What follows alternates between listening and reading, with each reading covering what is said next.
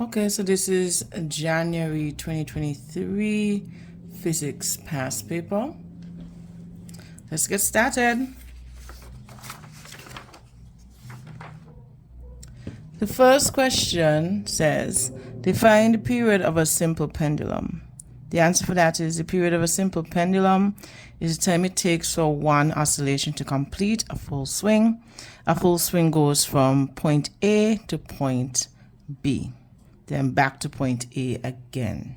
Okay, so by that, what I mean is that if you have your pendulum and you have it here and you release it, what it does, it goes from, this is point A right here, it goes to point B and back to point A again. That's a full oscillation. So let me draw this B right here and here. So that's a full oscillation.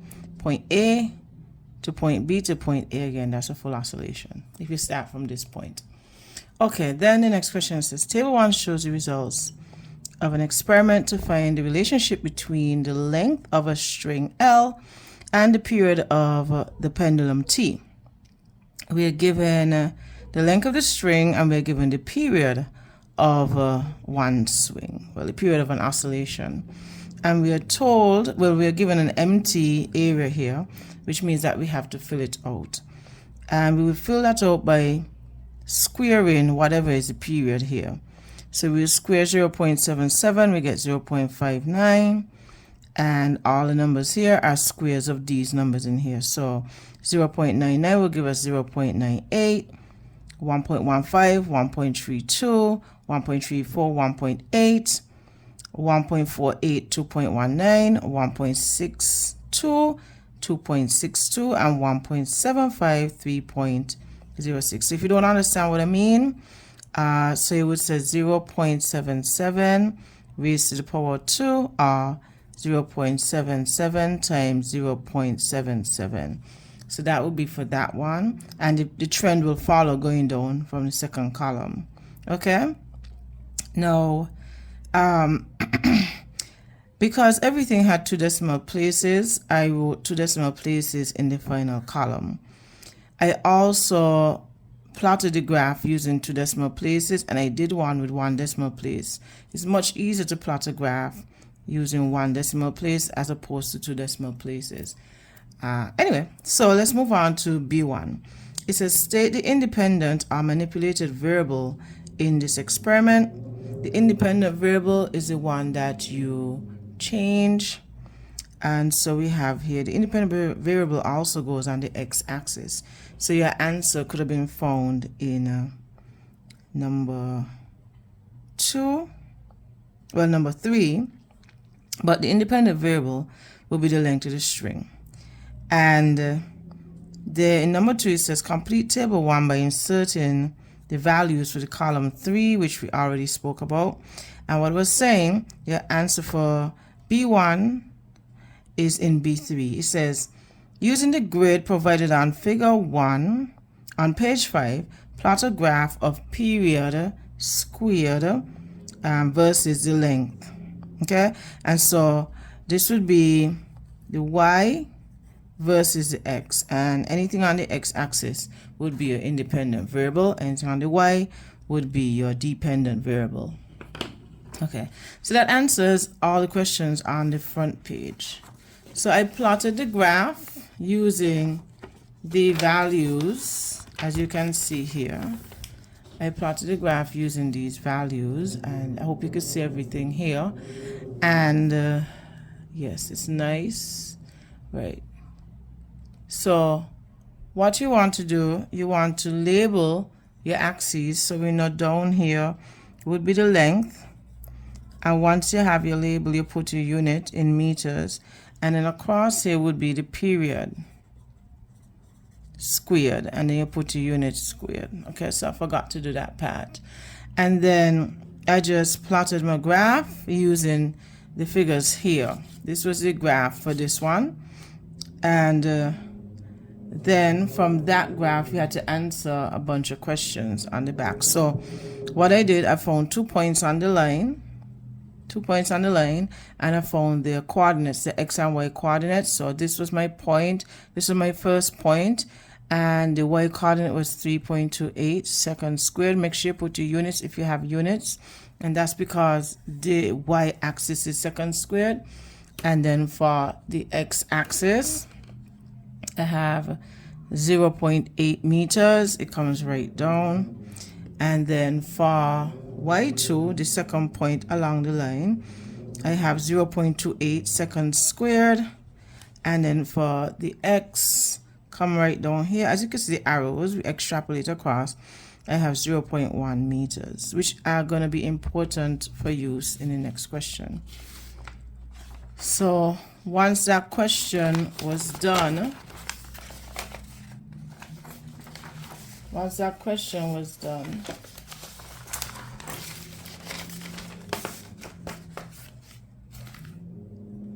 we use the values to solve for the gradient S. And to find a gradient, you will find a difference in y over the difference in x. And you just substitute your values for these letters here. Don't forget to use your units, and you end up with 3s squared over 0.7 meters. And then what we would end up with for the slope would be 4.29 seconds squared over meters. That would be your answer for C. That's 6 marks right there. So I guess you'll get a mark for this, a mark for showing this. That's 2, 3, 4.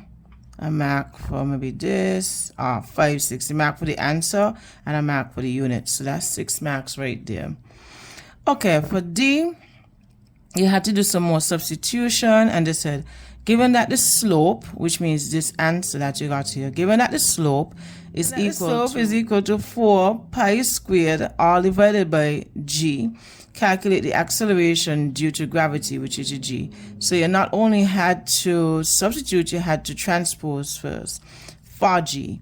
So I have S is equal to 4 pi squared over g. Then g will be equal to 4 pi squared over s.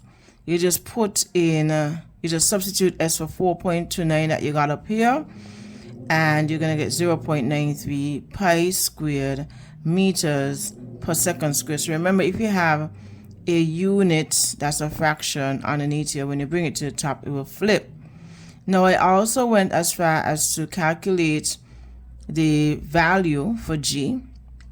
They did not give us what we should take pi as, because sometimes you could take pi as 3.14 or pi as 22 over 7, and they did not give us that, but I went ahead and did it anyway, and I got 9.19 meters per second squared, which isn't bad, but isn't good either. It's not bad, and it isn't good either, because the value for g, which is gravity, the acceleration due to gravity, is around 10. You get 9.86 or 9.9, whatever, but it's very close to 10. So this is a bit far off, but that's okay. Now, why I say it's okay is because, like I said earlier, I plotted the second graph using 1 decimal place. Let's go back to that paper. So what I did was plot these values. I made these 1 decimal place, so 0.59 is actually equivalent to 0.6, and 0.98 is equivalent to 1. So to make my life easier and your life easier, I plotted these values against these values. These values stay the same. Okay, now it was so much easier to plot. I didn't have to do any guessing games.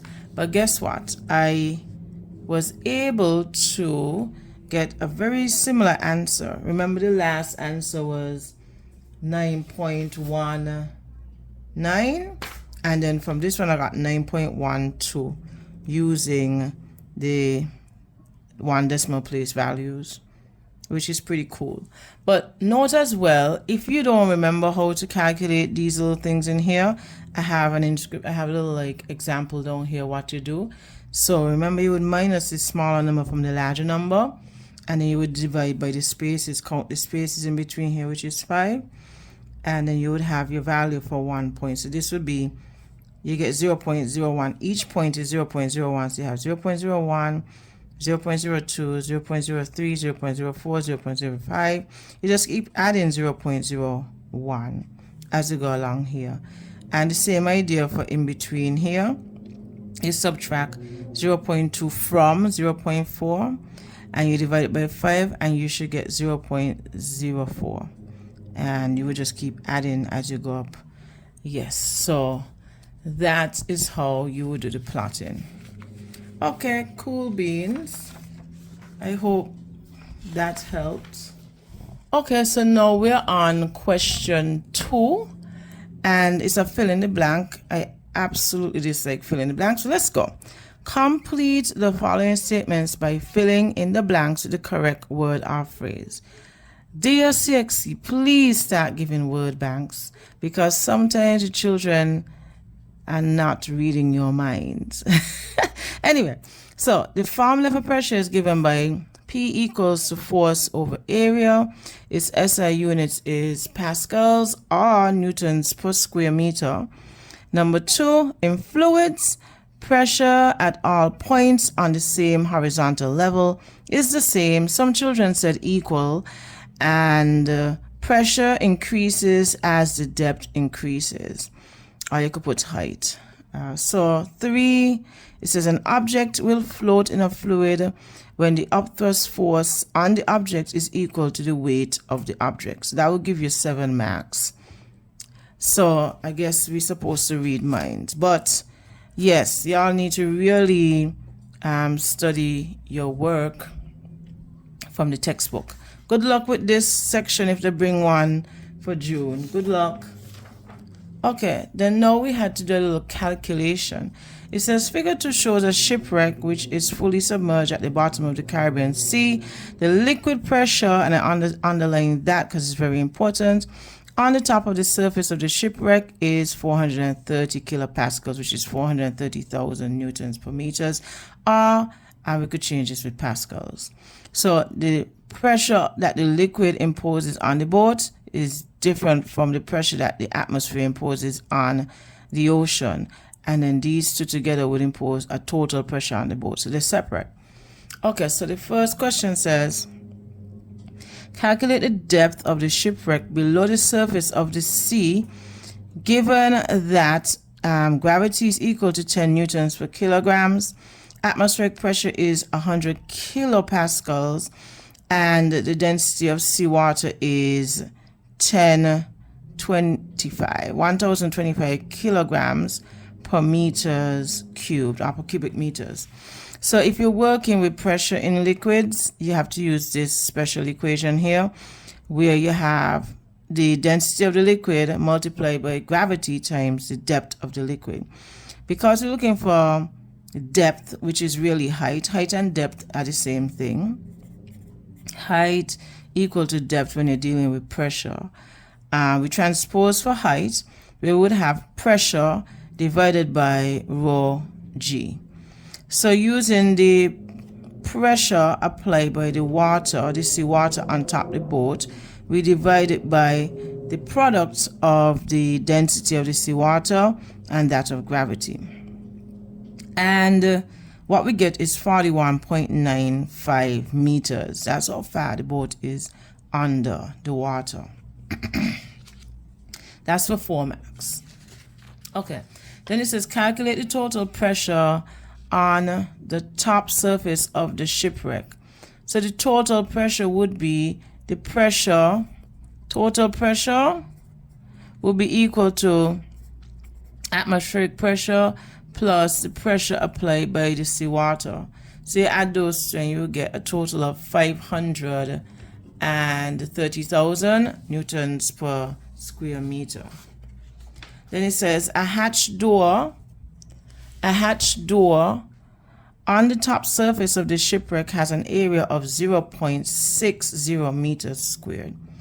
Calculate the downward force on the hatch door due to the total pressure on the top surface of the shipwreck. So this again is very important because it's referring to total pressure and not just the pressure applied to the ship's door, hatch door, by the sea, but the total pressure applied based on the fact that you have atmospheric pressure into along with sea pressure. And so using that, we have to transpose our little equation to solve for force. So force, if pressure is equal to force over area, force will be equal to pressure times area. You take the total pressure, multiply it by the area upon which it's acting on, and we work out the force to be 318,000 newtons. So I hope you got that correct. Let's go. Figure 3 shows the section of a white plastic pipe through which water is flowing. The water in the pipe is heated by the sun. So we have the picture here, water in, white plastic pipe, water out. And for those of us who have used pipes outside, you know, during hot days, you will get hot water coming through the pipes, right? Whether they're plastic or metal. So A1 says, describe how thermal energy is transferred from the sun to the water inside the pipe. So we need to note that they made mention of the type of pipe that we're using, which is a white plastic pipe. So it says, I wrote here, thermal energy from the sun is transferred via radiation, right, to the pipe. Although the pipe is white, which means that it is a great reflector of heat, not all of the heat is reflected away. The heat that is absorbed by the plastic pipe is conducted through it by vibrating molecules, which in turn affects the water molecules and gives them enough kinetic energy to form convection currents. These currents cause the water to heat up. Then it says, suggest 2 ways in which efficiency of the thermal energy absorbed by the water in the pipe may be increased. You can use a black metal pipe instead of the white plastic pipe, because black materials are better absorbers and emitters of heat than white ones, and metal objects are very good thermal conductors. Okay, so that would be my answer for that. What did you write? Then they went on further with these questions. It says, Raquel used a metal spoon to stir a hot liquid in a cup as shown in figure 4. We have this figure here. It looks very cool. It says, after a short time, Raquel observed that the metal spoon felt hot. Describe 2 ways in which thermal energy is conducted through the metal spoon at the molecular level. I had to go all out because I want you to understand what's going on. So, heat energy gained by the liquid has caused the molecules of the liquid to gain kinetic energy. This kinetic energy has caused the liquid's molecules to vibrate. The vibrating molecules of the liquid cause convection to take place within the liquid. The metal spoon in the cup is affected by all of this vibration of the liquid's molecules. The matrix of a metal is made up of cations surrounded by a sea of delocalized electrons. The cations within the metal gain kinetic energy from the vibrating particles of the liquid, which in turn cause the electrons to translate. This dual vibration of cations and electrons is the reason why metals are such great thermal conductors. Pretty much all 3 marks should be collected there. Now, the next question says, the metal spoon was replaced by a wooden spoon. Raquel observed that the wooden spoon did not feel hot. Explain why the wooden spoon did not feel hot. Well, the wooden spoon is a poor conductor of heat. It's referred to as an insulator. In insulators, on the microscopic level, the electrons are not delocalized but tightly bound. Owing to this, when wood is heated, only molecules vibrate, unlike in a metal, where both cations and electrons vibrate. So there's a little difference. And also, wood is just not a good conductor of heat. It's just not. Okay. Now, they gave us a little calculating stuff to do, and it says, a thermometer is placed in a plastic cup containing 200 grams of water and gives a reading of 22 degrees Celsius. Small pieces of ice at 0 degrees Celsius are added to the water one by one. The mixture is stirred after each addition until the ice melts. The process was repeated until the temperature recorded by the thermometer was 0 degrees Celsius. The total mass of ice added to the water was 60 grams. 1. Calculate the thermal energy lost by the original volume of water in the beaker, given that the specific heat capacity of water is 4.2 joules per gram degree Celsius. Now, I drew something out so I could see what I'm doing. And what I see here is that we're going from water at 22 degrees Celsius to water at 0 degrees Celsius. So from the get-go, there is no mass change and there is no change in phase. So I know I will be using EH equal to MCAT. Anytime there is only a change in temperature, you use EH equal to MCAT.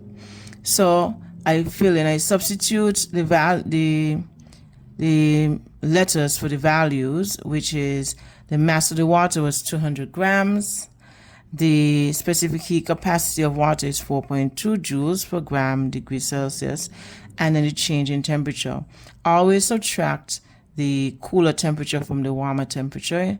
And what I got was 18,480 joules. So because there's temperature change, there's no phase change. So we use this equation. Then for question 2 now it says, assume that all the thermal energy lost by the original volume of water in the beaker is transferred to the ice. Calculate the specific latent heat of fusion of ice. Once you see latent heat, there will be a change in phases. So you're going to be using EH equal ml, and it's dependent on whether it's fusion or vaporization. In this case, you're going from solid to a liquid, it's fusion. So we have the ice melting and it stays the same temperature, 0 degrees Celsius.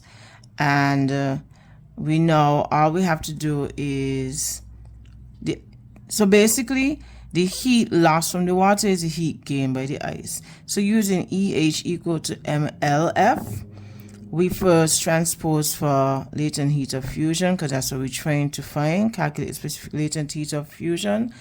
And we have here LF equal to EH over M. And since the heat lost by the water was gained by the ice, that's the EH that we're going to use here. Divide it by 60 grams and we get 308 joules per gram, which is, it's not too far from the actual value, which is between 330 and 340. They're not too far. But we could always argue that this is the way it is due to experimental error, or due to maybe poorly calibrated instruments, or even due to heat loss to the surroundings, because we don't work in perfect systems. Okay, great. Okay, so now I am in section B. And section B, we start off with waves. Name the electromagnetic waves in each of the regions labeled A, B, and C in the electromagnetic spectrum shown in figure 5. They try to be tricky and they chop off the front piece of the electromagnetic wave. I'll be honest, when I first did this, I wrote radio waves, but after doing it with my class, they made a valid point. They were like, well, if this is next to infrared, it must be microwaves, which is true. I don't think that's fair of what CSEC did, but anywho, let's move on. So A would be microwaves, because microwaves hit off on infrared waves, right? Infrared radiation. Then we have violet light, and after violet light, you would have ultraviolet light, and then after X-rays, you would have gamma rays. So this is what you should have here. Then figure 6 represents some wave fronts approaching a barrier with a narrow gap, which is smaller than the wavelength of the wave. On figure 6, draw 3 wave fronts after they have passed through the gap. So usually when waves pass through a small gap like this, you're going to have diffraction, or the spreading out of a wave. As you can see here, there'll be curves. So these are the 3 wave fronts that I drew here. Then we have define the term refractive index of glass. The refractive index is a value calculated from the ratio of the speed of light in a vacuum to that in a second medium of greater density. got it right off of Google. But just note that the greater refractive index indicates a denser medium. Okay, so figure 7 shows a ray of red light incident on the face XY to a glass prism at point S here. So this is our normal here. This is our normal. Okay, and it says the path of the ray is shown in the diagram. So we have the incident ray passing from air, this is air out here, going into glass, and because this glass is denser than air, we're going to have great refraction towards the normal. And then we see that the light never leaves the glass because it reaches a critical angle here and it runs along the boundary, okay, which gives it a 90-degree angle to the normal. It says the refractive index N of the glass for red light is 1.5. So glass has a refractive index of 1.5. Calculate the angle of refraction in the glass at S. So to calculate the angle of refraction, you divide the sine of theta 1 or the sine of theta, the angle of incidence, by the sine of the angle of refraction. So I1 and 2 would represent incidence and refraction. So if the refractive index of glass is 1.5, we can substitute that easily. And please note that this is also a trick question here. It's never the angle between the boundary and the ray of light. It's always the angle between the ray of light and that of the normal. So because it's perpendicular to the boundary, it's 90 degrees, so you will subtract 55 from 90 to get 35. And then you just substitute. So once you're solving for theta 2, we have to find the inverse of sine theta I over the refractive index. From there we get 22.48 degrees. So that would be this angle right here. This would be equal to 22.48 degrees. Then the next question went on to ask about, so I have it, I just trying to put two of them on the same page. The next question went on to ask about calculating the critical angle. At what angle caused the ray of light to not leave the prism? That's basically what the question is asking. And you need to understand that there's always some sort of critical angle for light in these mediums. And usually in glass is about 42. So once dealing with glass, you should get an answer very close to 42. And I got 41.8. But to calculate this, all you have to do is do the ratio of refractive indexes for each of them. So if you have the refractive index for glass and that of air, you set it up this way. Refractive index of glass divided by the refractive index of air is equal to now the sine of the angle of the light in air, so it's flipped now, over the sine of the angle of the light ray in the glass. So you just flip them and you fill them in accordingly. So we know the refractive index of glass is 1.5, and you know the refractive index of air is 1.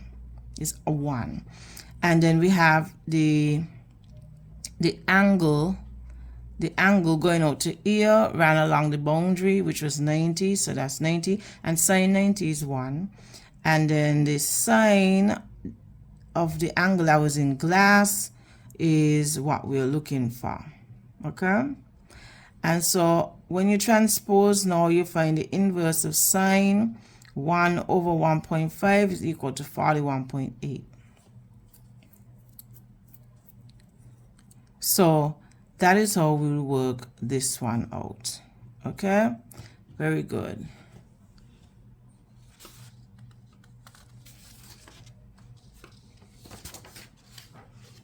Then it says here, define the term electric field. It says this is a region in which a body experiences a force due to its charge. Then it says figure 8 shows a positively charged sphere which is attached to an insulated stand. Draw arrows to indicate the pattern and direction of the electric field in the region surrounding the sphere. So when you have positively charged charges, when you have positive charges, they always go away from. Okay? Then a smaller uncharged metal sphere, Q, is suspended by a cotton thread and brought close to the positively charged sphere as shown in figure 9. Draw the distribution of charge on the sphere Q. So remember, in neutral objects, you're going to have, before, it will be a mixture of charges. They'll be all over. And so once you bring it to something that is charged with, singly charged with, this one is positive, it's going to cause a separation of charge inside of whatever neutral object you bring here. So the negative charges are going to be attracted to the positive charge of this positively charged sphere, while the positive charges are going to be repelled. Okay, so if you draw it like this, you should get it correct. Then they went on to ask what would happen if you bring earth wire here. So what would happen is that the positive charges here will cause the electrons to flow into the sphere, because those are the ones that move. The electrons are the ones that move. It's going to cause an attraction of electrons into it, because remember, if you attach the earth wire here, it's going to cause separation of charge in the earth. And if here is positive, we're going to have separation here. We have negatives all here. And the positive charge is being repelled by the positive charges that were here.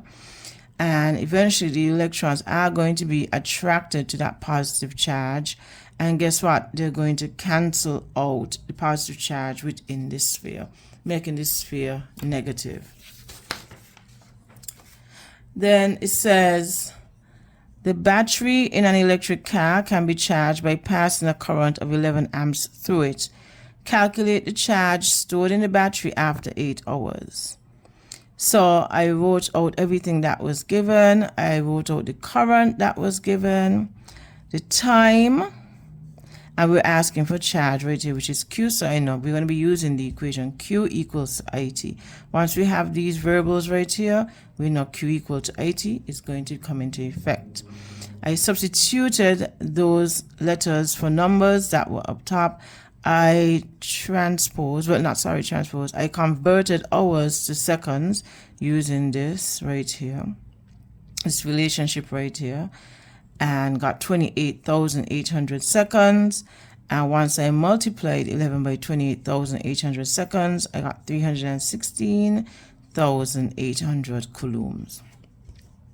Then here it says calculate the resistance of the battery given that the voltage used is 220 volts. So volts equal to 220 volts. The current is 11 amps. Resistance X. So V equals to IR. R equals to V over I. So you get 220 volts over 11 amps. Gives you 20 ohms. Then the last question, complete table 2 by inserting the types of radioactive emissions and their properties. So we know gamma rays are electromagnetic radiation that travels several kilometers. It's stopped by several meters of concrete and 4 centimeters of lead.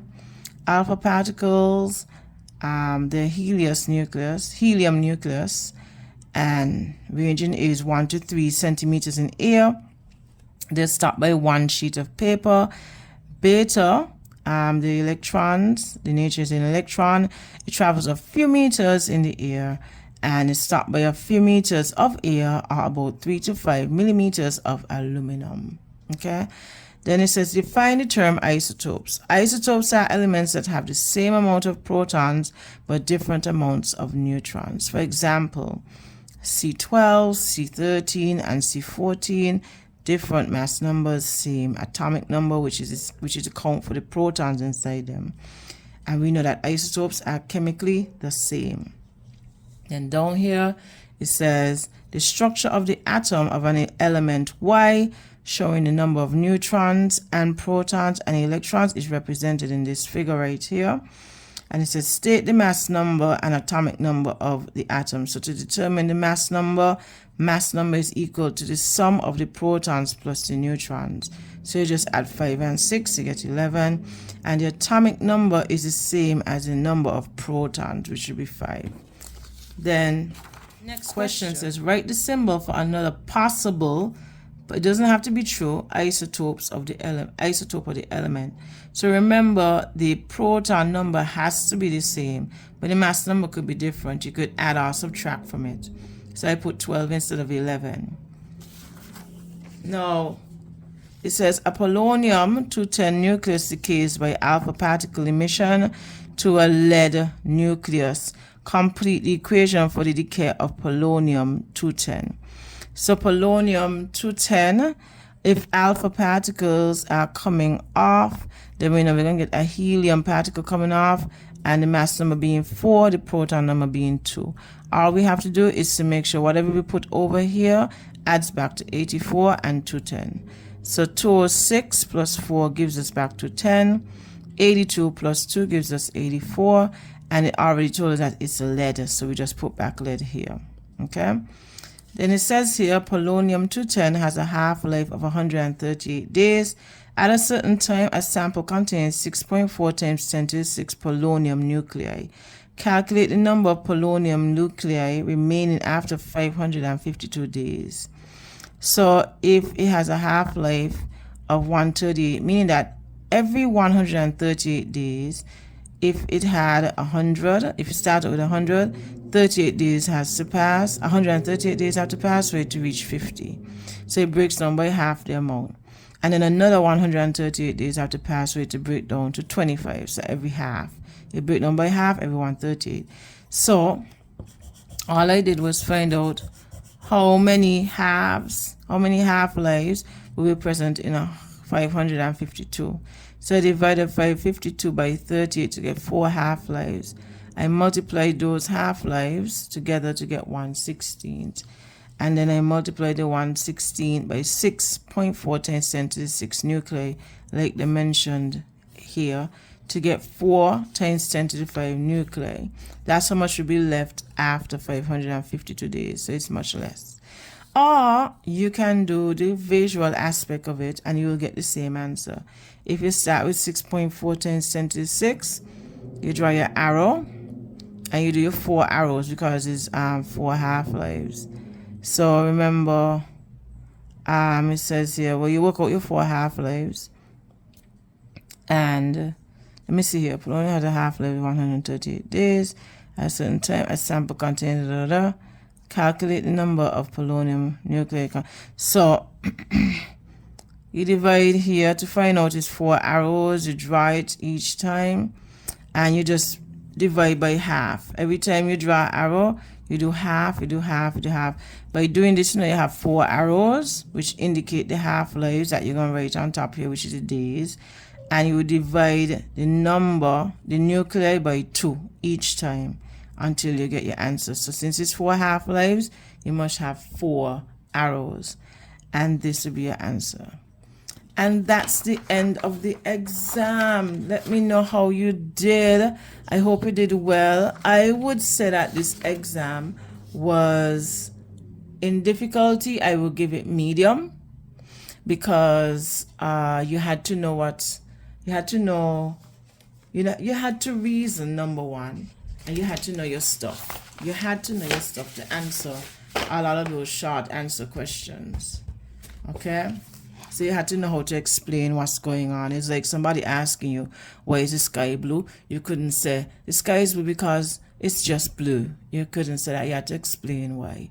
So because of those explanation questions, those questions that required explanations, I will give it medium difficulty because some people, when they study for physics, they don't really study the information. They just study how to calculate more than to understand. So I would say this test actually tested your understanding a lot. Like this question 3, 1, and 3A1 and 3A2, understanding. 3B1 and 2, understanding. So you had a good amount of questions based on understanding in this. This also was a question based on knowledge. How much did you understand? And so was this question. So you could say the whole of question 4 was a question based on proper knowledge and understanding. This one straight from the book. Yeah, and this one it was straightforward, really and truly. So medium difficulty. I hope that you did well on this test. I hope if you use this to study, it has helped you in some way. See you around. Bye.